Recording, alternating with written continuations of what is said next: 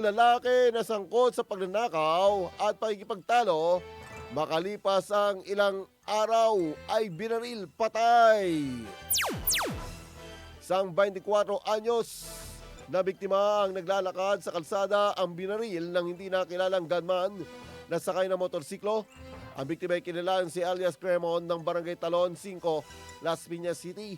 Nangyari ang insidente ng alas 9:30 ng umaga ng Linggo sa Bitas Street, tapat ng United Muslim and Christian Association ARC, Green Valley, Barangay San Nicolas Tres, Bacoor City, Cavite. Sa inisyal investigasyon, ang biktima ay naglalakad sa nasabing kalye ng barilin sa likuran ng riding in tandem, gamit ang hindi malamang uri ng baril na nagresulta ng dagliang kamatayan nito. Mabilis naman tumakas ang mga suspect.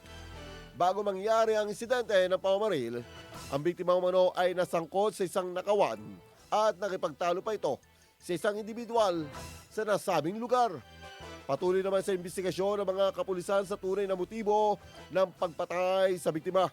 Nagsagawa naman ng hot pursuit operation ang mga pulis sa ikahuhuli ng suspect. IFM News Lucena,